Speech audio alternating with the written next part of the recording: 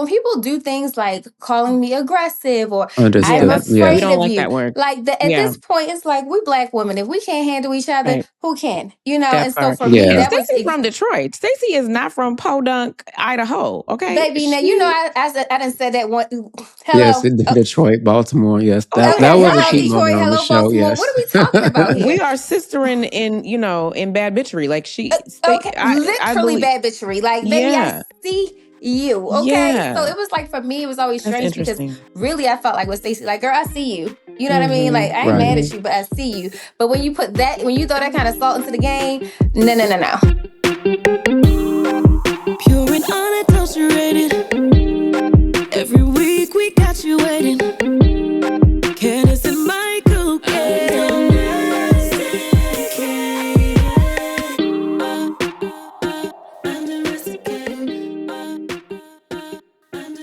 Yes, body roll. You saw me. I saw it. I saw do a it. little Yes. sign. Hey y'all, how you doing? I'm Candiace. I'm Michael. Welcome to Undomesticated. Yes. How are you, Candiace? I'm good. I feel like my flip just like lifts my energy. Like my spirit is like Yes, it's in the flip. very cute. We're giving looks. We're giving good Traitors action. Also, shout out to your Carlos King interview, which was fantastic. We love Carlos King Shout out over to Carlos here. King. And it was great to hear that Carlos King watches, listens, whichever. He knows the show. He's aware. Yes, that was very sweet of him to say. You were hilarious, and I'm gonna just say it. I loved what he told you about. I know, you and everybody. But honestly, I know he said exactly what, and I felt like you received it. Whether or not you would want to, whenever God's plan, like he said, but it was nice for him to essentially say, and I'm paraphrasing, but don't let what happened in the past of the show dictate, whatever in the future. Because he clearly is a big fan of you, and he sees your talent. Y'all had such a great chemistry. It was such a key. So funny. Yeah. You were chopping the girls up very subtly. I love the direct looks into the camera. That's my thing. But that moment in particular was really nice, and you could tell it came from like a sincere place, and I just love him being like, subtly, the game is changing over there. Yeah, and evil can't always win. Carlos speaks from a place of intel, so yes, I figured. I felt that he was, sort of giving me a warning, if you will. Yes, he was. That was nice. Yeah, yes, he was. It felt good. It felt good to sit down because we'd been trying to have this interview for a while, and it wasn't working out timing wise. And this was and we both agreed this was like the perfect time. It couldn't have happened before this. This was the perfect time for us to actually sit down and talk. And, I joked that we needed to pass the collection plate because Pastor King was on his good pulpit, okay, in his good Baptist church and his pulpit. And, it called for, laying a little coin at the altar because he got me. He had me pull out a damn triangle. We got a triangle. We did have and Carlos knows talent. Yes. And that you cannot deny his prowess in this unscripted space. I mean, he's been working in this world. He is responsible for the early, really, if you ask me, the good old days of Atlanta Housewives. That was his baby. That was his brainchild. And then, of course, he was able to sort of move on and parlay his talents into his own series and all the things he's doing. So I trust his judgment. I trust his word, and it's nice to sort of have that stamp from someone who's been in the game and knows the game, to see something in me.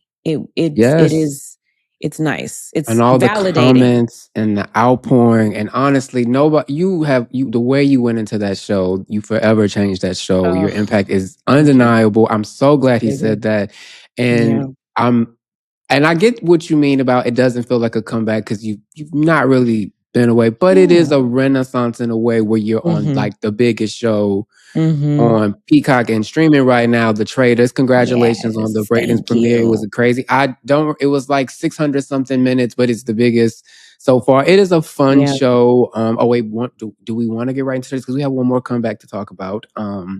Miss NeNe Leakes. Yes. Will be coming back. Finally. Finally. Yes. And I loved her Emmy Award style acceptance speech. I say that as a compliment because it was. Yeah. And the reaching out to Portia and Phaedra for keeping her name alive. I guess we can't say because I was like, there's gonna be 70 Housewives pop up. So yes. There will be a lot of Housewives popping up. Will I pop up? You will have to wait and see. I don't know. But, they're still sort of gathering together all of the girls. So we'll if you see me, you'll see me. If you don't, you don't. I hope we see you. I would love to see you in the same room with NeNe Leakes, who you mentioned before, the impact on you in Real Housewives of Atlanta. I'd be so excited for you. Yeah. And I know that's not your plan, but I'm gonna just reiterate what Carlos said. I would love if I had a broom, I would sweep out some of those old dusty bitter cat. I shouldn't say it like that. Them bitter crab cakes, and just kind of get some nice, refreshing energy back in the show. Yeah.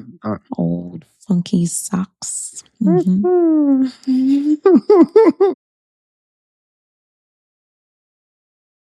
Now back to the show you are on, Traitors, which okay. That has good ratings. Great ratings. Okay. First, I was disappointed y'all cut my British friend in my head out, Caroline. Although hilarious scene, Renna, you bitch. Yes. Renna, you bitch. I'm assuming that was Renna's call, or was it really a group effort? No, it was you know what? I'm gonna just say like what it is. Most of trying to make sure I'm saying that I'm correct when I say this. Most of all of the murders we have seen so far were my idea. Okay. You're a great traitor. In fact, I'm rooting for the Traitors because a lot of them are terrible faithfuls. Well, we will get to that. But you are you're struggling faithfuls. Yes. No, I would go in knowing what I wanted to do. And it doesn't always kind of play like the Monet thing. It didn't exactly play like that, but I like when I told Lisa in the woods when we were looking for these stupid dolls in the fucking woods, I had to go find her and make sure nobody else was around when I went to find her and whisper to her that Monet said her name. So that sort of set off the having to get rid of her, which I hated to do because I love Monet. Monet was my roundtable partner. Like we were each other's emotional support animal, at the roundtable. And she's just so smart and she was so funny and she has such great insight. And I would have wanted to keep her around. But you are being a good traitor. Child, I'm faithful to my folks. But yeah, Caroline was like, okay, I was just thinking, okay, we've gotten rid of, we started with 2 gamers. Then we did some random people. It's time for us to do a housewife. If we don't do a housewife soon, it's going to start to stink. And she was a necessary sacrifice in that respect. Yeah. And it was just the luck of the draw that she was even in the shortlist. Because you did mention she was chatty and quick. And Caroline is she was very, what I said in my very stone-faced, you talk too much. That was, she was very talkative. She was always kind of going around to the different little silos, different little groups in the castle and just giving her opinion. And her opinions weren't dumb. They weren't bad opinions. So it's like, okay, you you're too much of a conspiracy theorist. And for that reason, you must die. Now, the first elimination on episode 4 pissed me off. Justice for Tiffany. Incredible scene though, where she. Okay, so let me just get to it. Because you asked me last week, when we had our first show in person. Thanks everybody for excited about that. Now, what I thought about Colton, I really didn't pay him any mind. I think I said that. Other than that, like that cape. I want to circle back. Do not like Colton. Do not like Colton at all. I understand it's a game, but how you play the game says a lot. Yeah. It reminded a lot of people I noticed online and in my texts and talking to people of corporate culture. Because we are losing the Black people. First, so yep. The scene itself is incredible. When Tiffany flat, I was like, I am smarter than you. Yeah. I don't like the way Colton. Again, I know it's a game. I don't like the way Colton spoke to her. Yeah. Do you have one F in your name or two? I was like, yes. boy, what? He really thought he ate that. And I'm like, he thought he ate that. And then Eric, honestly, I told you in text, it was that whole scene was given Bowen, Yang and Matt, Rogers going after Jasmine Crockett. And I like Los Costa Ricas, but you get the reference. It gave that. Because when Eric said, I heard you laugh, I understand pitch. That was so coded. Like, oh, you thought you heard a Black girl laugh? A big old burly Black woman laugh. And okay, we have to stop there. Well, two things. I didn't, I've watched the previous seasons of the show. It didn't occur to me until this season how much of a social experiment, like a simulation of like reality this show is. And, when you go back and look, it's pretty much like the scary movies. They taken the people of color first. Like the Blacks, we are going, early or close to first, if not first, which was why I was so emotional at the table. Because for both of them, I was emotional for Portia. I was more emotional for Tiffany just because I'd never met her before. I didn't know her from Big Brother, but you're in this castle and you're actually spending a lot of time. The audience doesn't even see how much time we're spending together. There's a lot of sitting around waiting for, to move everyone. And the production is huge. And, there are a lot of cast members and there's a lot to do. So there's a lot of waiting around and you cannot talk about the game. They will not allow you to talk about the game. So you end up talking about each other and talking about your families and where you're from and, whatever. Except Ron. Except for Ron. Shout out to Ron. Ron is a traitor. Like in my mind, Ron is a traitor. Like I felt like Ron was a traitor and that is why I was staying on his ass. But shout out to Ron. Ron is a nice guy. But it just, you get really close to these people. And Tiffany and I were like, we were cool. And I also just think this show really underscored how much of an allegiance I have to Black women. Like, I know I ride for Black women, but so far you've seen me and I was like, wow, like I don't want to see us go. And I'm going to stick my neck out, love the way, yeah. Regardless of, how it might bode for me, because why are the Black, it's only 2.5 of us in here, 3 of us in here. Why are we sending them home? And somebody said to me, or somebody asked me, like, did you feel like you were next? I didn't feel like I was next. I did not feel like, okay, I need to be upset for Tiffany because now they're going to come for me, since there's clearly like this concerted effort to take out the Black women. I didn't think I was going next. I just felt like this is unfair. And yes, there's nothing about the way that Tiffany was playing the game that lent itself to she's a traitor. And Eric, let me tell you something. Them woods, we was deep in the armpit of the bowels of Scotland. Okay, we was like way up underneath the underbelly in those woods. It was scary. Why on Beyonce's green earth would we laugh? Who is right? None of this was a laughing matter. Like who would be laughing? And for what reason? I was terrified. Ron's plea for his life scared the shit out of me. I was actually scared when he was like, I'm gonna come for you. I was like, oh, get me the fuck out of here. Where is my golf cart? Take me back to the castle expeditiously. Get me the fuck out of here. He scared me. I would have never laughed.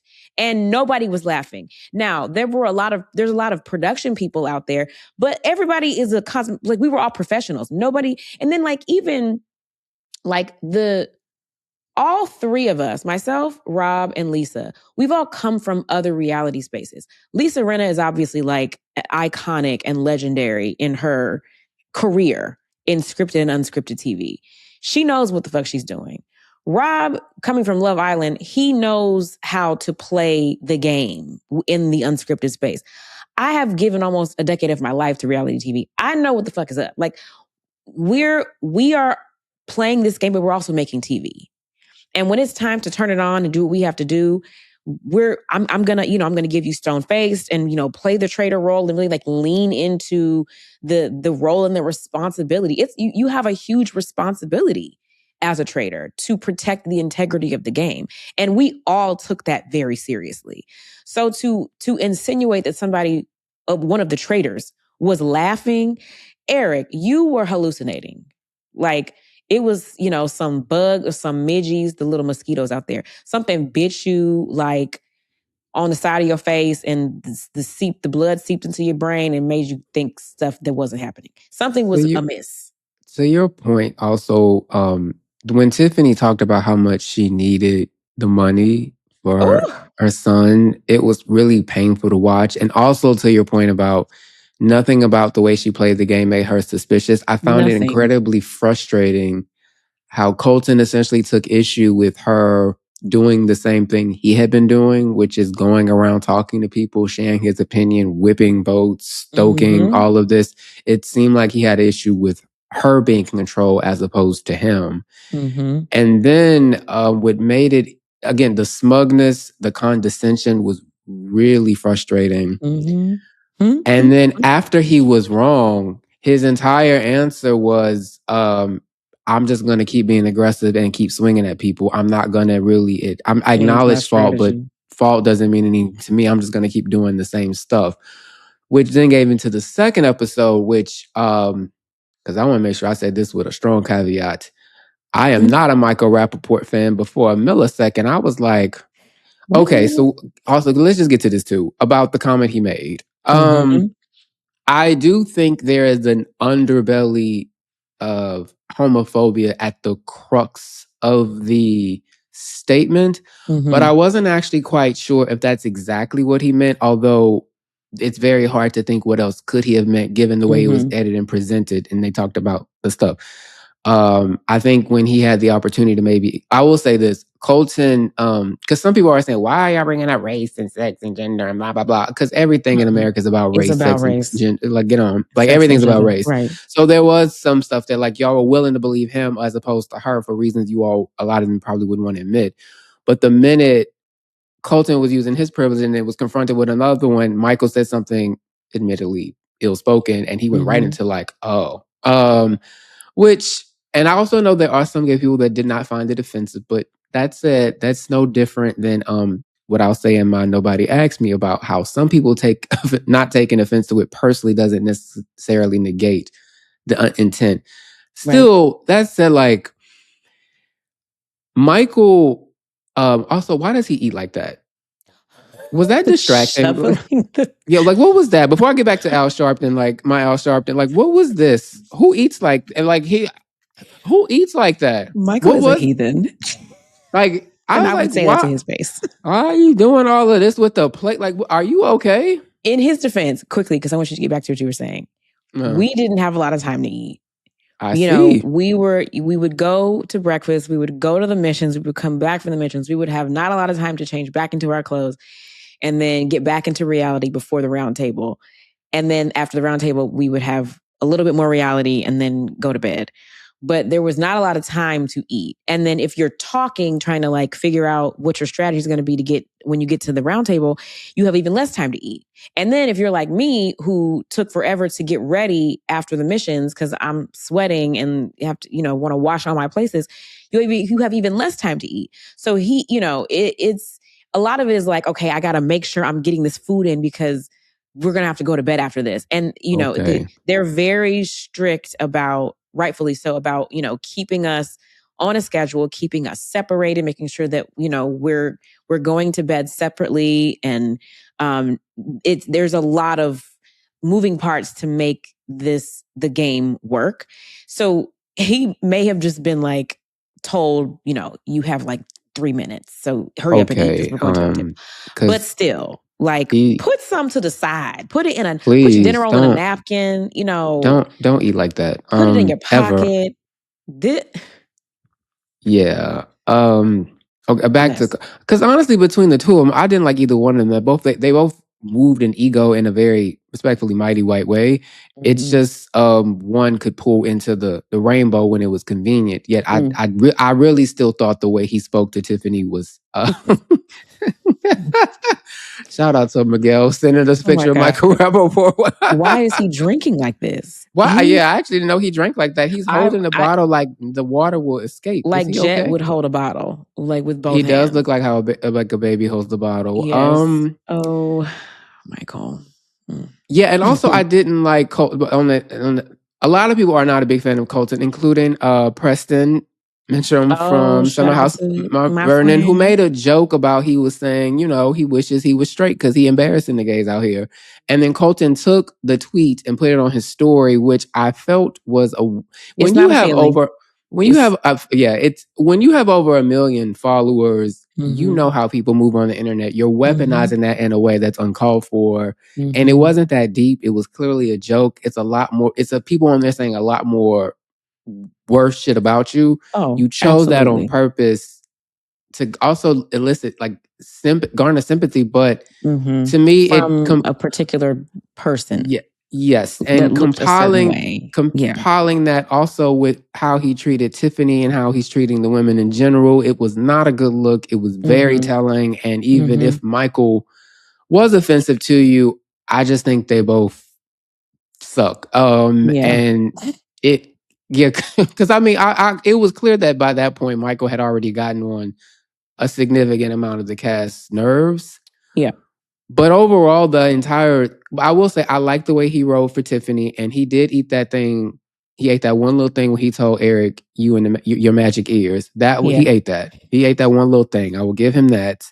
I do wish if he didn't mean that about Colton, he would have made it clearer faster. Because did we miss something? We talked about, yes, you missed a lot. And Tiffany talked about this in one of her exit interviews, that roundtable went on for a month of Sundays. We were there for 30 days and 30 nights just for that roundtable. And a lot of it was not seen, and it was a lot uglier and a lot more intense.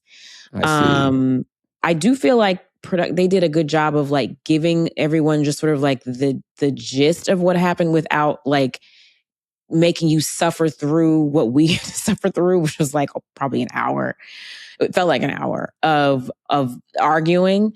But I talked to Michael afterwards, and in the melee of it all, I kept saying because he kept saying, "That's not what I meant. That's not what I meant." And so then I would say, "Okay, well, what did you mean?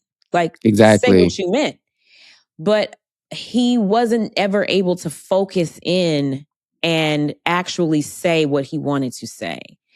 And as someone who is undiagnosed ADD, I can look at others and say, are you having a focus issue here? Like you need to focus. I just think he was not able to focus. I would look him in the eye across the table and say, what did you mean? And he would look at me, and then somebody would be yelling, and he would go over there and argue with them, and he was just not focused. But I don't think that there was malice he did not intend malice in what he said. I think he was stating what he deemed to be a fact. And I had to go back and do research because I didn't even know. First of all, I didn't even hear what was said. I didn't hear it at the table, and I didn't hear it when I watched it back. That's how I kept zoning it out.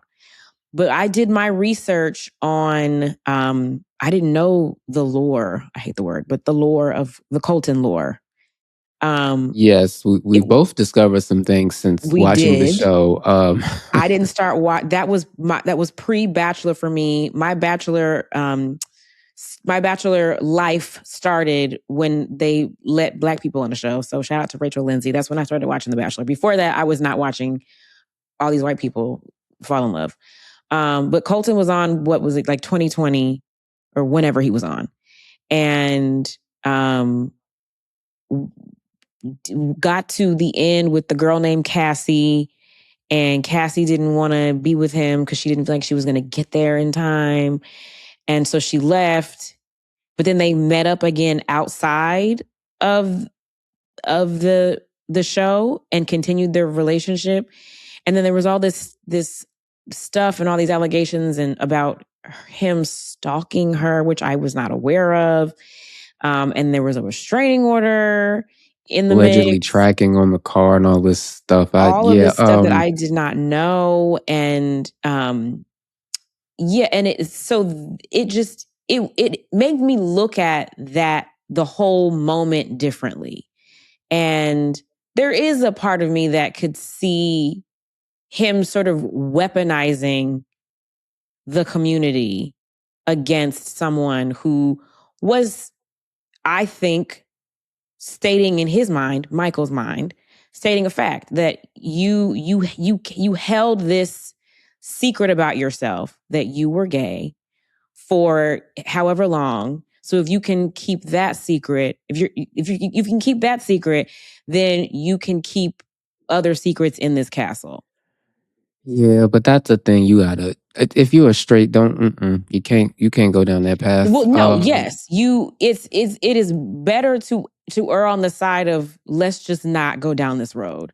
But we're also talking about Michael Rapaport. That's the thing. Like, he's known for saying some things that I found wildly offensive. I didn't know completely about Colton, but after finding out a little bit more about his background, I thought, well, Michael, if that isn't what you meant, you had the opportunity to explain yourself and you failed miserably. Yes. Meanwhile, Colton, I will say, was being called out for how he moves, but the minute Michael said that, he quickly grabbed it, and it was kind of almost like a deflection shield. Everyone, like including Johnny, where they have a right to be offended, but to me, it was everybody was offended. It was too like, I'm looking at two people that I want to like move. Yes, true. And also, shout out to you doing physical stuff in that water, because you was going through it, and you were like, we have to acknowledge this. Who's going to protect my coochie? Did I mess up the quote? Who's going to take care of my coochie? Care of my coochie. There it is, yes. If I, like you, and as I get older, and maybe this is TMI, but my almost 40 girlies will understand, you have to really protect your flower. Okay. You didn't go to Scotland to get a yeast infection. I did not. She is delicate. And especially after giving birth, although I will say giving birth really kind of like reset my lady parts, TMI, but like the mothers will understand. Like when you give birth, they just like, I think everything just kind of like resets. And I was in a great place and I wanted to stay there. I don't like, what is in this water? We're in a foreign country. Is it filtered? What is this food dye? Is it coloring? Like, is this ox blood? What is this? And you want me to submerge my cootie cat in this? No. Like, and then I don't like the idea of getting in water in my shoes and socks. We don't want absolutely that. Not. No, thank you. One last thing. Shout out to Alabama Rob. I'm just keep calling him that. That's what I called him. Telling Michael that is not what commiserate means. Which that was funny. That was quite amazing. I am rooting for the Traitors. I am hoping Rob is not the one you end up cursing out. I love Dorinda, but a lot of the faithfuls, I'm like, y'all are flopping. And I hope your coochie stays protected on the show. And when we come back, we're going to go from keeping coochie safe to talking to the crab cakes, including the one that I call the fairest of them all, Keiarna Stewart from the Real Housewives of Potomac, when we get back after the break. Okay, I want to do something a little bit different. And Michael and I, we'd kind of talked about this a little bit. The idea of being in a villain era or a villain space, right? So I've been thinking a lot about what the villain era looks like, and not like a cartoon villain, like a twirling their mustache era, but like a season of life where you stop over explaining, you stop performing, for likes, for likability, and you let people essentially sit in their discomfort about you. And on the Traitors, I'm literally a traitor, but even on Housewives, sometimes, just having boundaries makes you a villain. And I wanted to sort of like introduce this series, if you will, on our podcast where we talk about sort of what happens when women, especially Black women, decide that they're done auditioning for approval. And we have such the perfect guest for this conversation. She is reveling in her third season on The Real Housewives of Potomac. She is an entrepreneur for the ages. Okay, she's out here kicking ass and taking names. She's a skincare guru. She is just Black girl magic up into the rafters. Keiarna Stewart, everyone. Give her a round of applause. Welcome, Keiarna, the Candice. fairest crab cake of them all. Nice to meet you. Well, you know what? This is what I'm talking about. This kind of intro I like having going on around here. You know what? Read me down, running me out. This is what I'm saying. I could say more. Candy, I'm giving you virtual hugs because that was. I'm giving you virtual hugs. We have been playing phone tag for eons.com. It's crazy. And we're just so happy to have you on Undomesticated to talk about all the things. All the things. And, I want this to feel like a safe space for you. Like, I don't want you to feel like I want you to be able to say what you want to say without judgment. Yeah. I'm not watching the show. I do see all the clips. Perfect. Michael is watching the show. So I want him to be able to dive in and ask him questions, right, from the perspective of somebody that is actually a viewer of the show. Mm-hmm. So Michael, I know you have burning questions, so I want to get to it. Hello, Keiarna. It's very nice to meet you. Let's get into it. I'm really happy to be here because Candy, it already felt safe. When I said Candy come across I said, oh yeah, this has to happen. So Michael, give it to me. Like, this had to happen. For the record, I'm a fan of you. I'm very happy you're on the show. I really like the Baltimore representation on the show. Thank you. I am curious about how you're feeling about this season overall. Start there because I want to follow up. I have a few. Yes, that's a place to start. Okay. So overall this season, Candy, I think you hit it on the nose with the whole villain era or this version of Kay. And I'm happy that I'm on here with you because I always say that, and I literally just said this other day, I think that people are seeing me in a light that they actually just didn't get a chance to see me in. And I think that naturally I'm super honest, Candy. I know even when you were there for a short period of time, I've always kind of been a little direct. I always kind of got straight to the point. I've always been a little sassy, and I could always, but I'm also equally good at sticking it and going. I'm not one to linger. So I think when I watch this season back, now that it's done with on our part, I'm damn, also you guys must know this. I do not watch TV at all. Just a little FYI. I like to throw that out there because she's busy. She's busy. She does not watch TV. So a lot of where people have the chance to curate their character. My idea of coming on TV was that people wanted to see me and see how I am and what I be having going on, and that they was going to see what I be doing in my life and things like that. And I think that what I learned is that it's a little bit more depth than that. It's a little gamey. way more gamey than I even anticipated. Because I think too, like when you are a friend, you have the luxury of kind of like watching people, but you're also outside of it. But once you become a housewife, everybody looks at you a little bit different, and you're looking at people different. You know what I mean? So I think this season, people just get to see me have an opinion that I would have if I spent more time with some of the ladies. If I really did like a roll call on what I thought about you or how you get down, or little moves that I think is shady.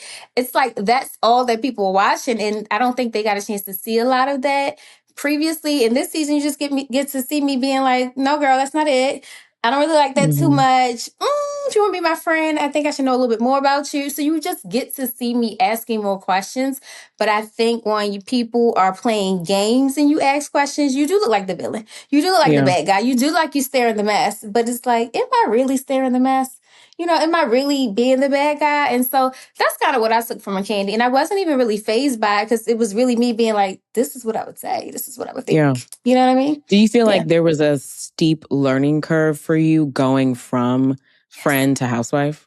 Oh my God, let's talk about it. Like, you talking about sliding down a mountain, baby, no slopes on. I'm down there with socks, okay? It's like, girl, you going down the hill fast. It is a steep learning curve because I think when a friend is such a protective space and people really undervalue that time when you get to be like super likable. You don't get to have super strong opinions. Like you have an opinion and it matters, but it's two totally different roles. It's two totally different roles, and people are looking at you very differently, and you are expected to have more of an opinion. You know what I mean? And I think when you're so used to being the friend, and I say this because I told this to somebody else, the friend's job, in a sense, is to be everyone's friend. You're more of a bridge maker. You know what I mean? Your job, if you're, in my opinion, the best friends are the people who know how to be the gap in the group. Yes. Right. And so I felt like when I was a friend, that's what I wanted to do. And not to say that changed, but it makes me look at behaviors differently when I'm no longer the friend. You know what I mean? Right. Okay. With Wendy, I understood that even if some of the audience didn't, because you were essentially saying, I thought we were real friends or becoming real friends, but you just a coworker. You Inserts don't really. Candy learning curve. Inserts Candy. First of all, how we got here in the first place. When my girl got on the mic and said, is this thing on? Because let's start with, are we friends or are we coworkers? And obviously, you're a little bit confused. And it's so crazy because when you posted that, it was like I was already having my own aha moment because I was deep in watching the playback. And I'm like, oh.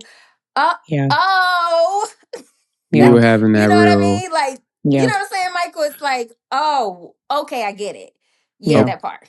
Okay, so I get that one. I understood. Because that's actually, I enjoy Wendy on the show, but that's a complaint that's been had about her every season, to be honest. So that wasn't shocking. I do ask about Stacey because I enjoy Stacey. Yes. I think she's funny. I understand that she's not really telling the truth a good portion of the time. Yes. And that seems irritating. However, as a viewer, watching the show, I mean, there's one who makes up stuff about people's husbands. There's one that lies about what her husband does on camera. We have to say allegedly, but we saw it.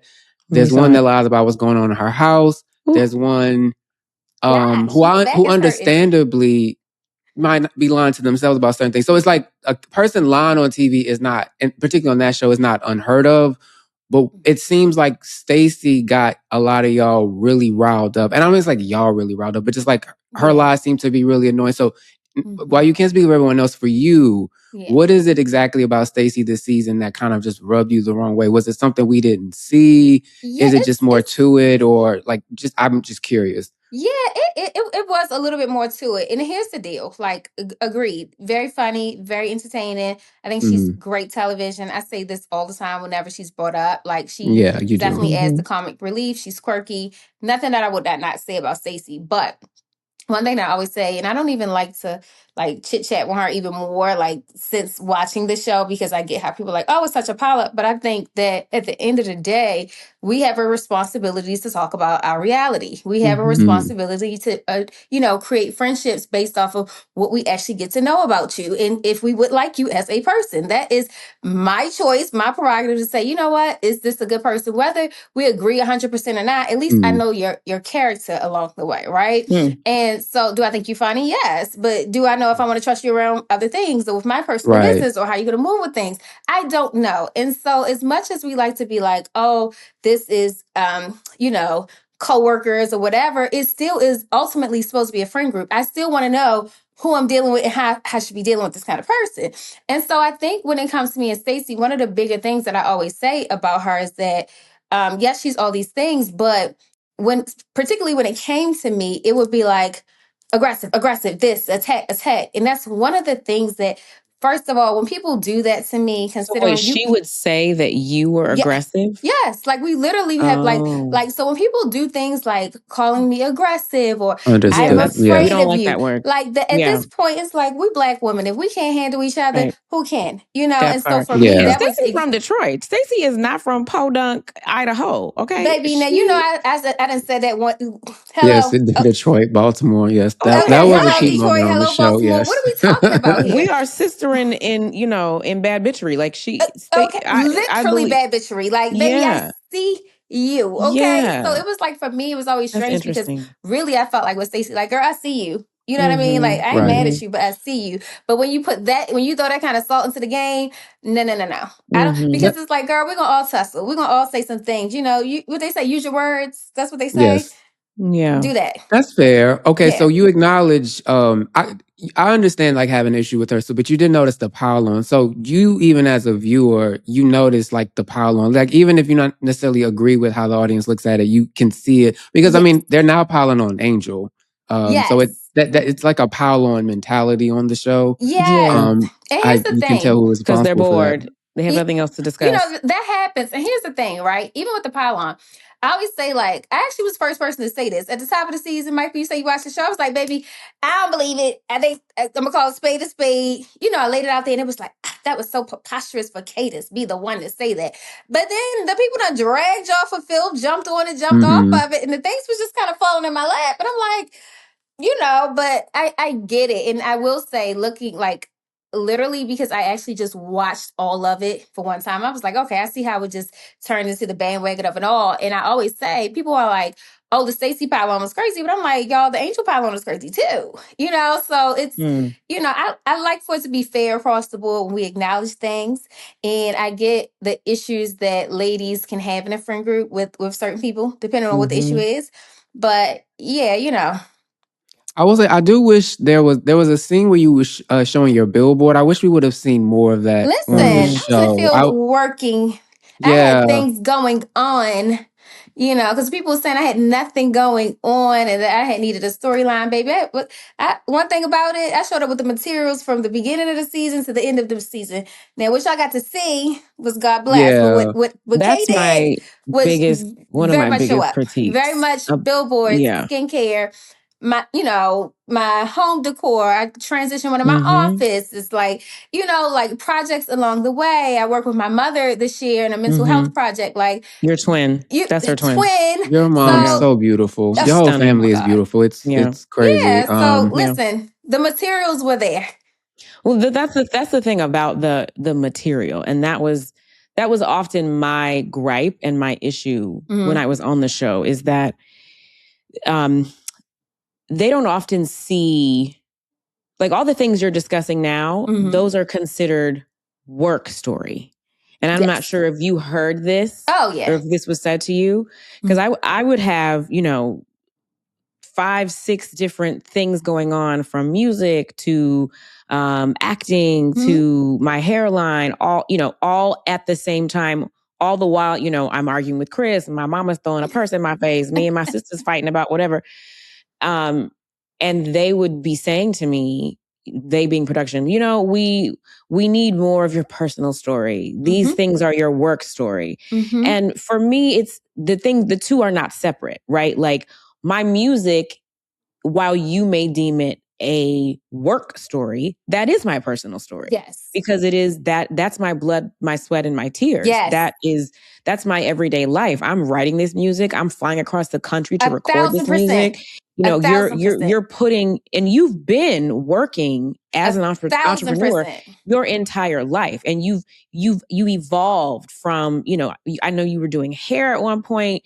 and now you get the med spa and you have the skincare. You've been doing all these things, and it's an evolution I was a hair for you. salon owner. I was a franchise owner. Like all the things in between, yes. you know. That stuff to you, that's not work to you. That is a part of your personal story. But for them being the powers that be that are creating the show, that is your work. And so what they want is what they want is what the girls that I know from the show were contriving or making up. Like, oh, I'm getting divorced, but I'm not. You know, I have a boyfriend, but I don't. I had You no know, idea that was my such an husband's cheating exciting on thing to me, do. but he's not. He went to put the car down for the lady in the hotel, but they was just friends. Like that, like crazy, like nonsense, like that. That's what they want to see. They don't want to see, you know, you doing well and being a successful Black female entrepreneur.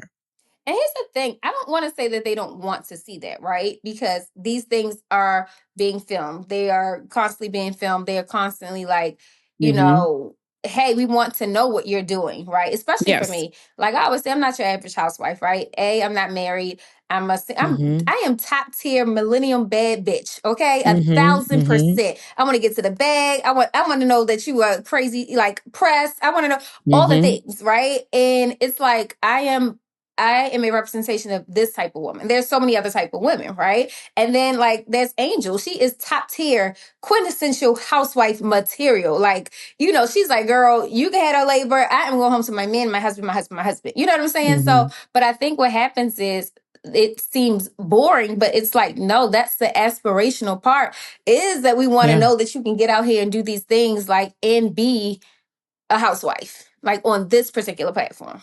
You might not be able to answer this question, but Candiace, blink twice. Okay, the Colorado trip and the house, and Giselle hammering Angel about the house. Now, from my understanding, I know we're supposed to suspend some sense of reality watching it, but doesn't production pick the house where y'all stay? Is it really Angel? I picked this house. I put my card down. Isn't it? Okay, yeah, I can speak from experience. Typically, so I'll give you an example. So whatever season where we went to Miami and Mia was hosting the trip, and it was a point where I guess Wendy had been put out because I got there late because I was filming something. I got there late, and when I got there, Wendy was not in the house. She had been kicked out essentially because of the fight that had happened between Wendy and Mia at Peter Thomas's restaurant, child. And R.I.P. to that restaurant. Yes. Listen, rest in peace to the Bar One restaurant or whatever it was. So at one point, I think Ashley and I, or Karen and I, me and Ashley and I, it was me and Ashley. We wanted to go check on Wendy, and Mia was upset that we went to check on her. So we were getting in the car to go somewhere, and Mia gonna stick her big head in the car and say, well, since you all didn't want to, whatever, we didn't do something that she wanted us to do. And we went to see Wendy instead. And she was like, since you wanted to do that, you all can find somewhere else to sleep tonight. You all can sleep outside. And I said, bitch, she was like, you're not sleeping in my house. I was like, this ain't your household. Like, what are you Okay, thank you for that. No. Because what are we doing here? What are we doing? What are we even talking about? The house is paid for, but production paid for the house, production found the house. Now, it can be sometimes like you could help production find something. Like, oh, I want us to stay in this area. Can you look at these 4 houses or look in this general area? Because I want us to stay in this area because the activities are in this area. Yeah. So sometimes you can help, but you know, it comes down to production's bottom line and what they want to spend, what they can't spend, and what works for the production as a whole. As in, like, is there enough room for all the ladies to sleep? Is there a space for what's called Video Village where the production can like set up and watch record everything? Yeah. So it's a huge undertaking, and it's a lot of work. It is, and I will say, so Candy, you spoke on that part too, because it's like when you were getting all this like grief, like watching my friend get so much grief. It's like I have not hosted a trip yet for the ladies, and we do know, like you said, this is a coordinated effort on both parties. But like, I think the thing about the whole scenario is like we all know what it is.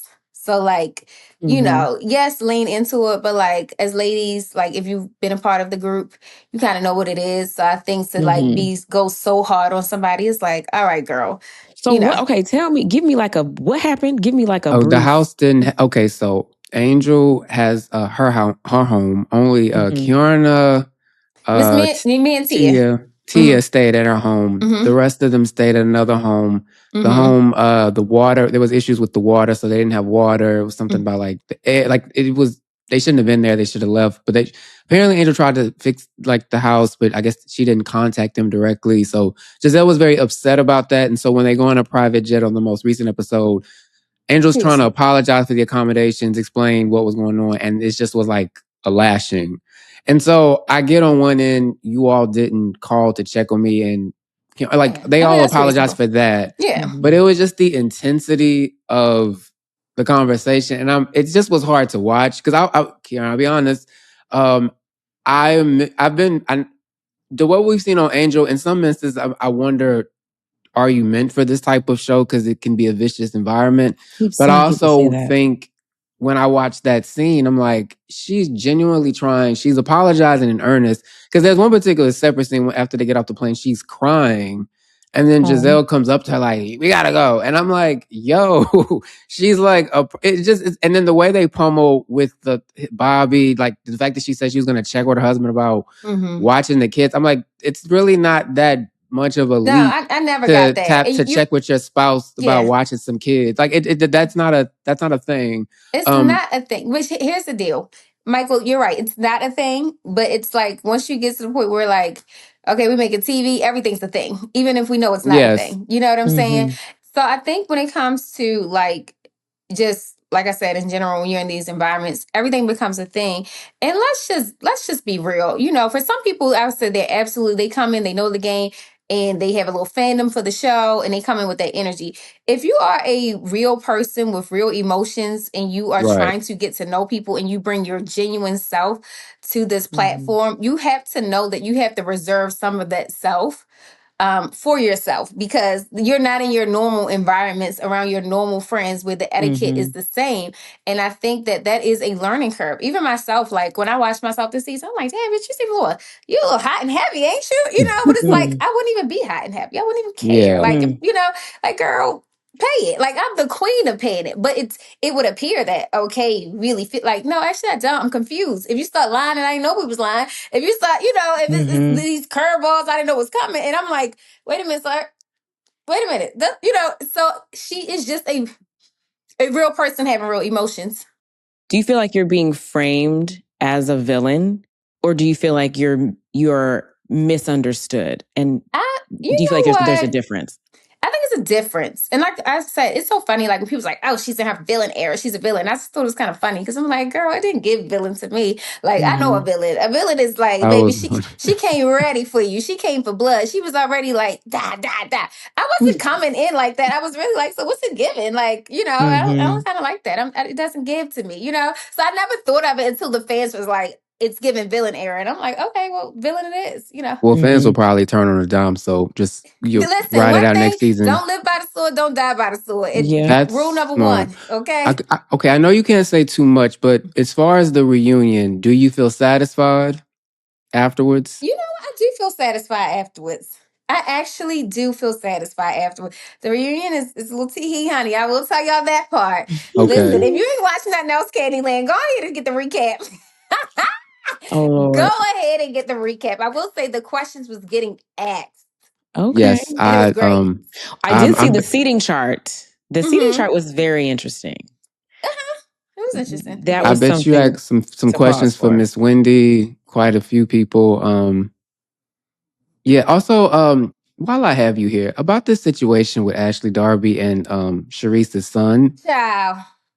Yeah. I saw that he was on Watching Happens Live, and he did acknowledge he would have loved if that not have been put out there. He seems like a nice young man. God. And to be honest, y'all, he was raised so right. Sweet. Even when he came to the Potomac Ponies event, and I seen him, and I could see like Greg and I was there, and Greg even had made like a cracked a joke about it, and it was like to see him. It's like I still was like, even though he's adult, he was still his mother's baby. Yes, and you could tell that it was embarrassing to him. So, you know, even though it was put out there, I still could see that he like the childish way in him about the scenario. You know what I mean? Don't be that weird, Auntie Ashley. That's all my thought. Okay, I want to ask about Greg. Greg, because I can tell it's like I just want to know, does he know who he with? Because I'm gay as shit, but you are fun.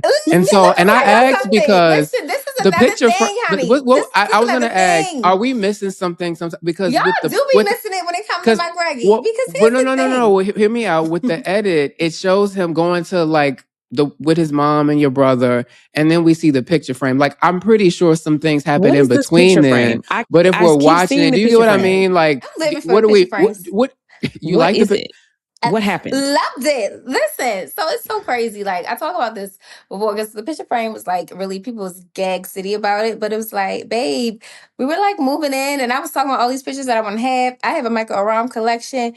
I would show y'all, but it's too far from where I'm at. But it's like it was really one of those things. Like you just can't rush my process. You can't rush my man process. I don't think marriage is the end all be all. If you're happy, you're happy. You can't tell us what to do, how to do it. We're gonna do the things, and that's just really what it is. And I think you guys don't really get to see a lot of me and Greg, but like me and Greg is a kid. It's like it's my world and I'm living in it. And people be like, "Oh, she's so fun." Like, baby, it's my world and I'm living in it. Like I'm glad you're happy. Not even just that, but I think like, you know, of course, it's like one of those things. It's so funny because I remember calling Candy after like my second season, and I was like, "Oh my God, it was awful." And me and Greg had a fight, and it felt like it was a month long, and it was 2 days, and it was wild, and it was just, you know. And she's like, "Girl, no, what is you doing? Like, what are you doing?" And I remember you saying that to me, and I think in the moment it feels like it just reminded me more of this go round to also equally protect him.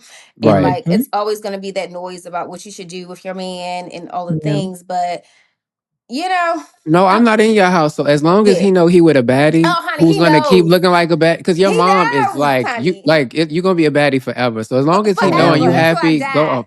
Okay, I do have one. If I'm in Baltimore, where do I get a crab cake? Oh my God! So if you're in Baltimore, where do you get a crab cake? First of all, you go to Coco's. Okay. If you got the time, you go to Coco's. I'm gonna say go to Coco's. Where else can you get a good crab cake? Oh, Jimmy's is another one, but you gotta go to Coco's. I've been to Jimmy's. A Baltimore that took me there. Yes. Okay. I would just say go to Coco's for your first like overall crab cake experience because they're gonna give you that good jumbo lump, all lump crab cake, and it's gonna do it for you. All right. One more question. When we initially caught your attention when we talked about the mentorship, Candiace, do you want to add this? How would you feel? Like, do you miss Karen around this season, or do you think that would have made a big difference? Oh my God, it's water wet. Do you feel like when you looked back, like when you were talking about watching the season back, when you watched it back, did you feel like even like before or after you saw what I said about needing a mentor, do you feel like having someone to guide you would have helped, or do you think that you would have received advice and then still done what you wanted to do anyway? No, you know what? I think having a mentor is 100%. It's like any other thing that you do and you do it blindly and you don't have like, you know, and I'm not saying that we're not all grown women and we not all having opinions, but like I'm saying, this in particularly to do this, there's a different mindset. You know what I mean? It's a different mindset. And I do think having that person to be like, don't fall for that, you know, or like, listen to me. I think you fell into a lot of traps. Yeah, like watch me, because what are we doing here? You know what I mean? And you don't have that soundboard.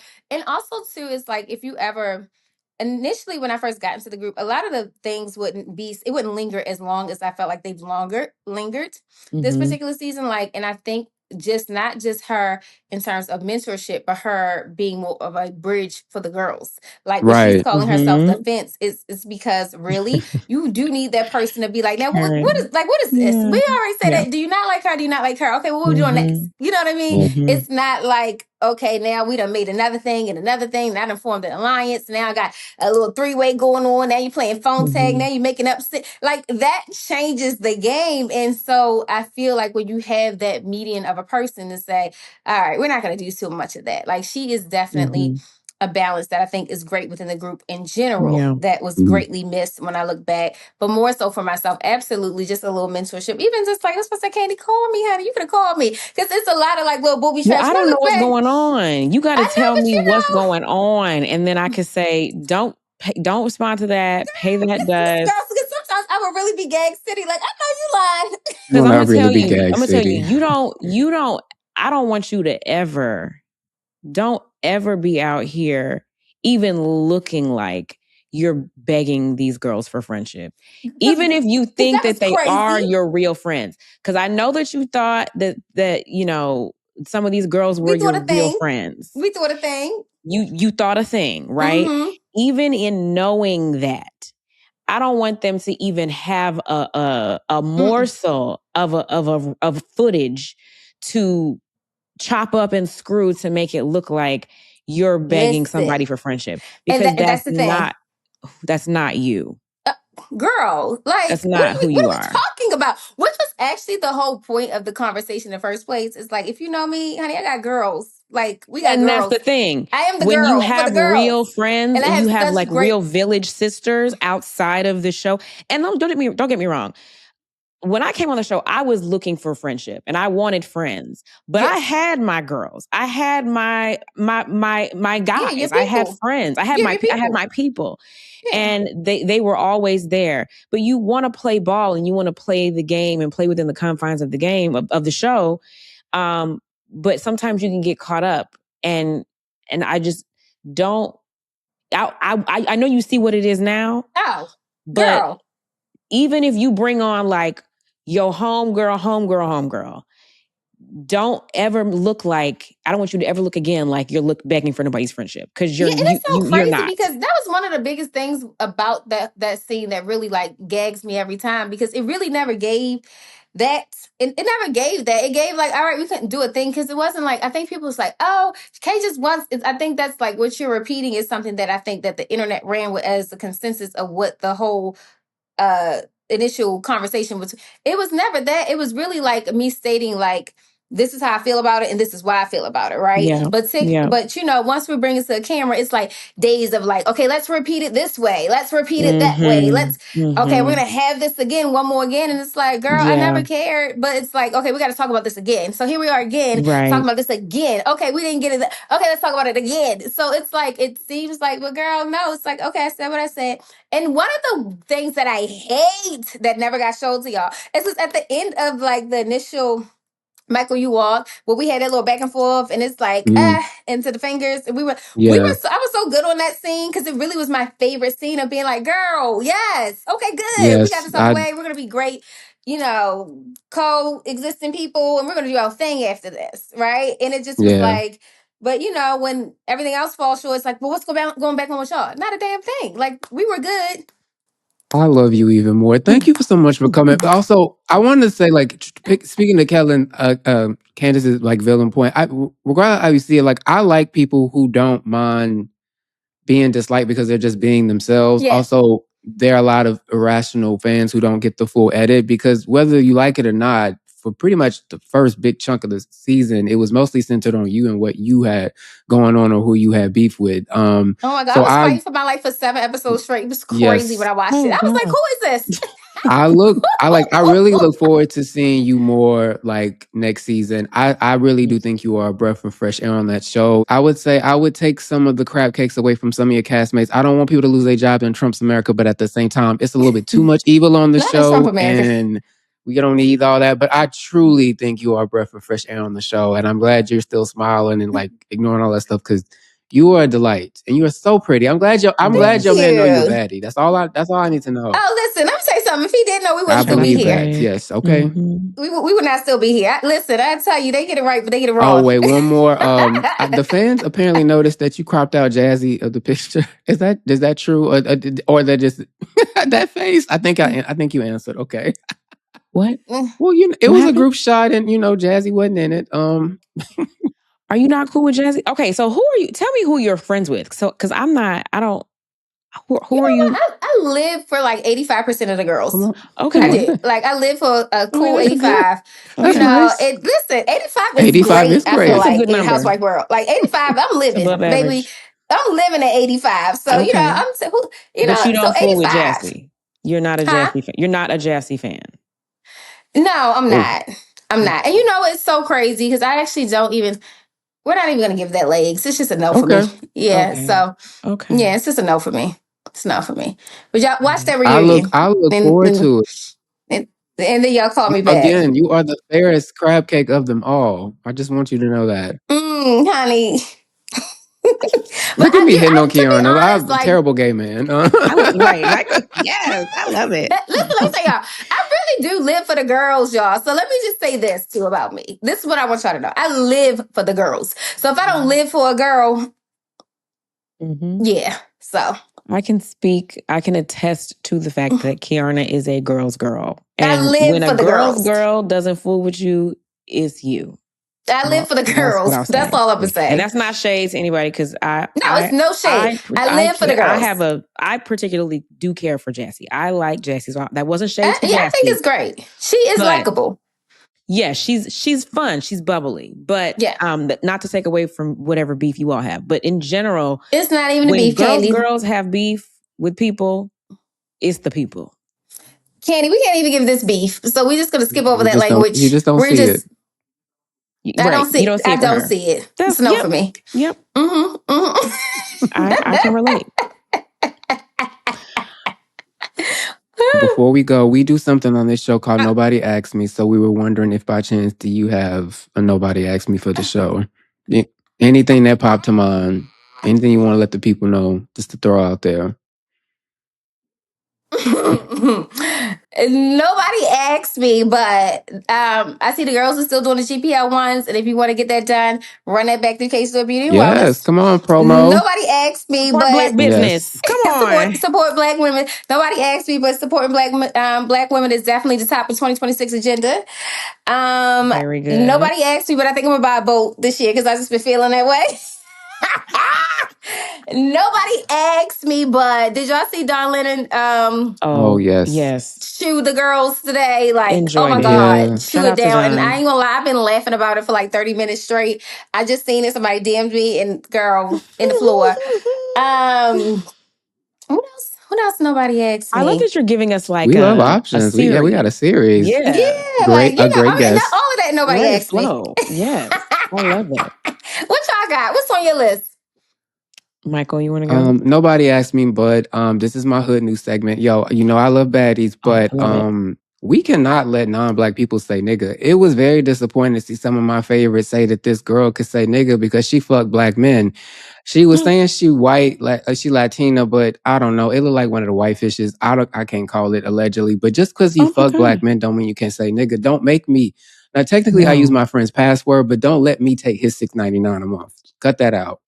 So nobody asked me much, but baddies don't disappoint me. Your fight nights are helping me get through an emotional time in my life, but don't get my don't trigger my Dr. Umar. Please don't do it.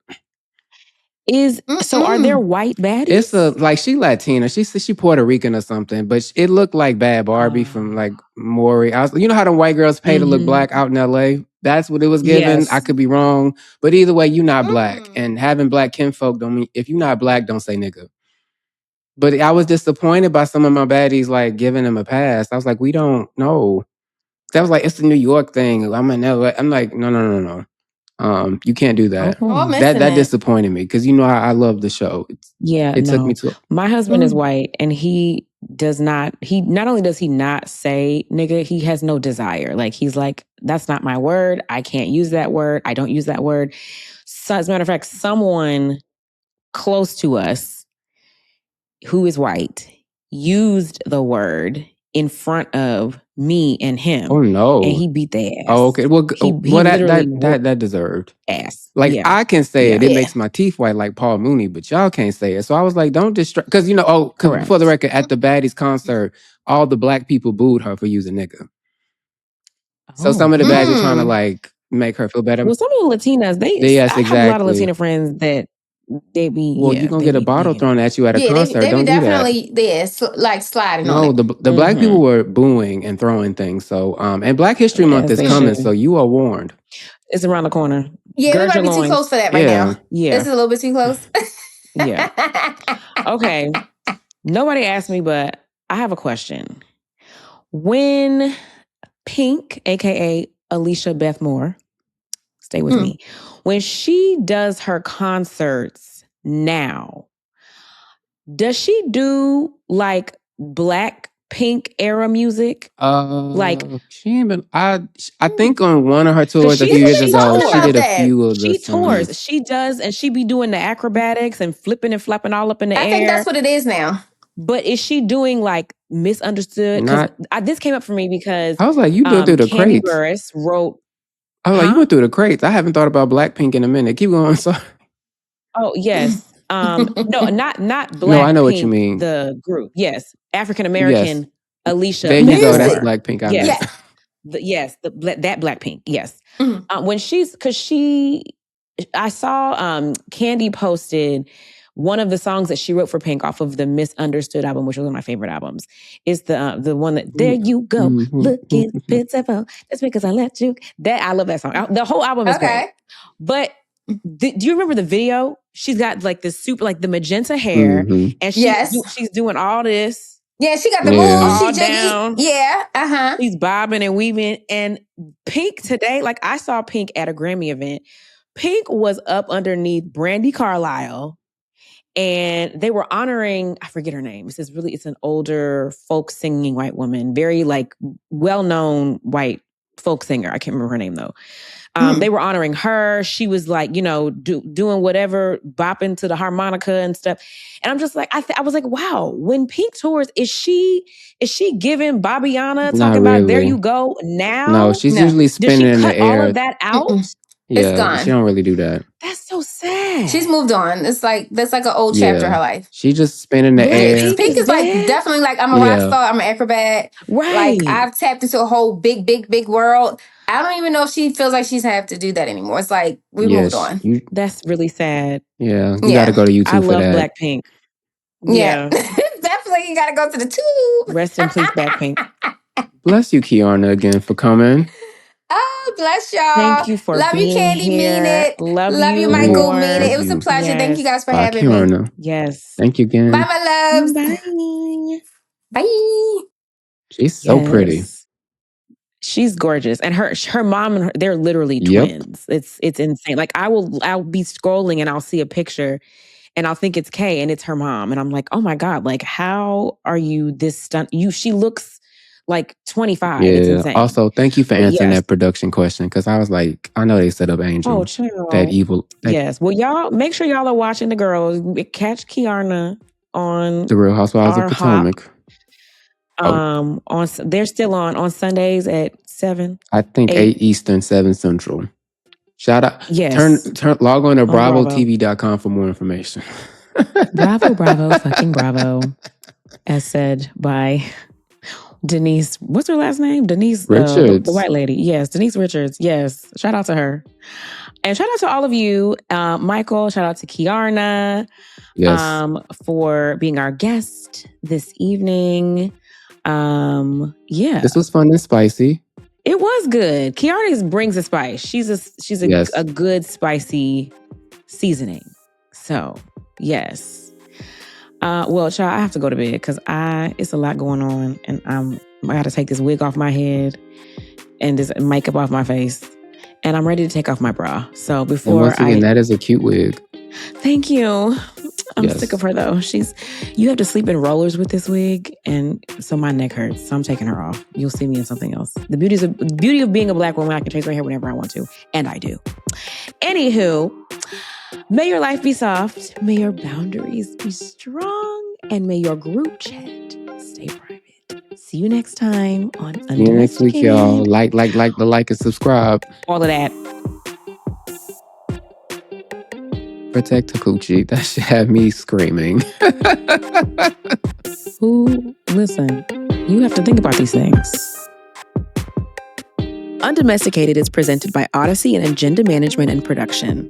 Our executive producers are Brandon Sharp from Agenda Management and Production and Corinne Gilliard-Fisher. Our executive producer from Odyssey is Leah Reese-Dennis. Miguel Contreras is our senior producer. Michael Arsenault and Candice Dillard-Bassett are our producers. Sound design, video production, and engineering by Miguel Contreras. Booking by Jillian McEwen. Original music by Candice Dillard-Bassett, Nairi Davidson, and Donald Hazel Sales. Special thanks to Nairi Davidson, Maura Curran, Josefina Francis, Hilary Schuff, Eric Donnelly, Kate Hutchinson-Rose, Lauren Lombardi, David Gannon, Kurt Courtney, and Lauren Vieira. It's a lot of names.